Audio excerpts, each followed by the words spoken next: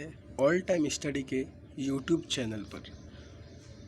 आज हम करने और समझने वाले हैं कक्षा 10वीं का सामाजिक विज्ञान विषय वर्कशीट 1, जिसकी तिथि है 6 जुलाई 2021।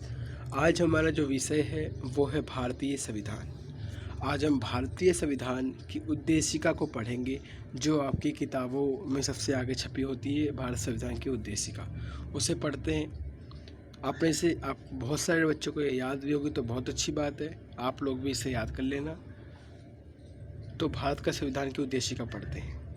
हम भारत के लोग भारत को एक संपूर्ण प्रभुत्व संपन्न समाजवादी पंथनिरपेक्ष लोकतंत्रात्मक गणराज्य बनाने के लिए तथा उसके समस्त नागरिकों को सामाजिक, आर्थिक और राजनीतिक न्याय, विचार, अभिव्यक्ति, विश्वास, धर्म और उपासना की स्वतंत्रता, प्रतिष्ठा और अवसर की समता प्राप्त करने के लिए तथा उन सब में व्यक्ति की गरिमा और राष्ट्र की एकता और अखंडता सुनिश्चित करने के लिए बंधुता बढ़ाने के लिए दृढ़ संकल्प होकर अपनी इस संविधान सभा में आज तारीख 26 नवंबर 1949 ईस्वी को एतद द्वारा इस संविधान को अंगीकृत, अधिनियमित और आत्मसमर्पित करते हैं।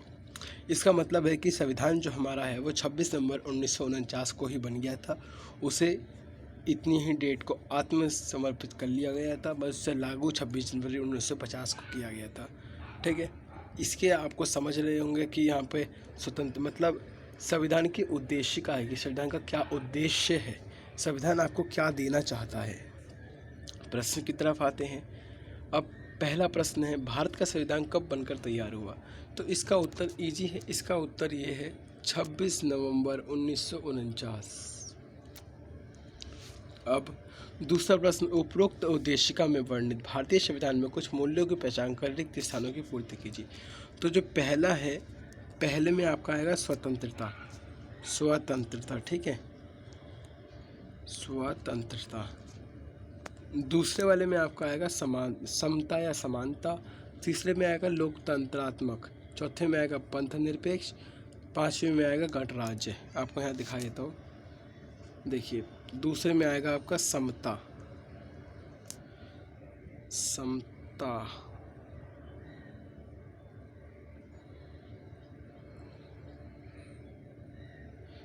दूसरे में आपका समता आएगा, पहले में स्वतंत्रता आएगा और तीसरे में लोकतंत्रात्मक आएगा, चौथे में पंथ निरपेक्ष और पांचवें में गणराज्य।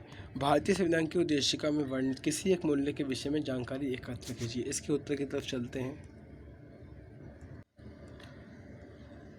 मैंने पंथ निरपेक्षता को मतलब एक मूल्य लिया है, तो इसका अर्थ है कि देश में सभी धर्मों को समान माना जाएगा। देश को किसी धर्म की तरफ बढ़ावा नहीं दिया जाएगा। देश सभी धर्मों को समान मानेगा। तो आपको ये वीडियो अच्छी लगी हो तो चैनल को सब्सक्राइब कीजिए, वीडियो को लाइक कीजिए एंड शेयर कीजिए।